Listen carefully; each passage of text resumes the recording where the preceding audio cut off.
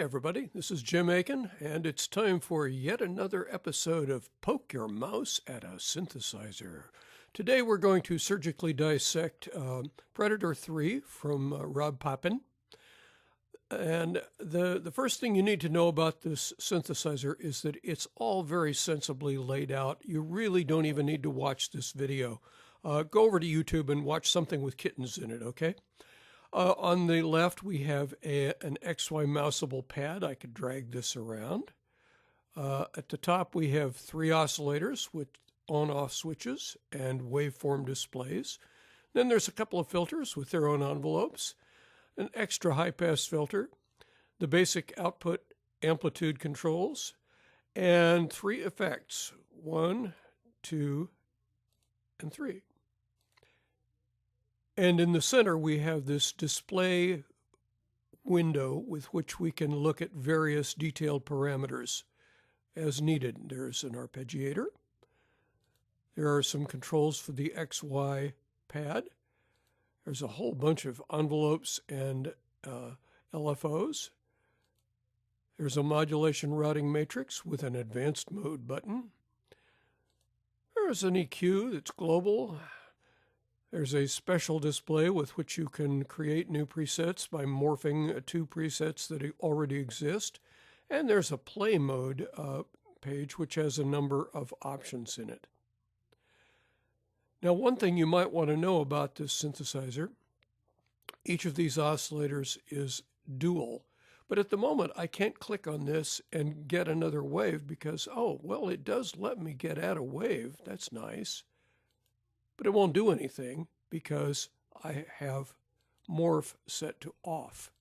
If I set morph to on, now I can morph between the 2 waves and you can see the waveform actually changing shape. This will be easier for you to hear if we go to the manager and select a new preset. This is another nice feature. You click on the manager, boom, there's a whole bunch of presets. These are the banks of presets. And along the bottom are some commands. So we can say, I'd like a new preset, please. Okay. Yeah, okay, I don't mind doing that. Now let's get out of Manager. Now we have a sine wave. So let's choose a wave here. How about a spectrum?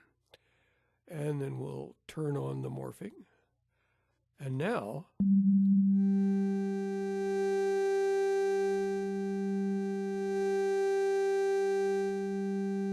we can dial in precisely the tone color that we want. There's also an advanced panel with which we can modulate that.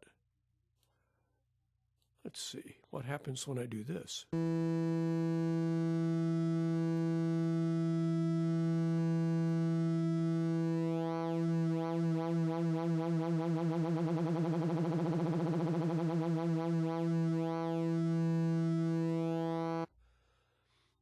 And that modulation is strictly internal to each of the oscillators. It has nothing to do with the modulation routings, although you can, in fact, route signals through the modulation routing over to the morph control. There's a lot more to this instrument, but as I said, it's all pretty straightforward. There are 4 filter routings. You can choose normal, split 1, split 2, or split 3.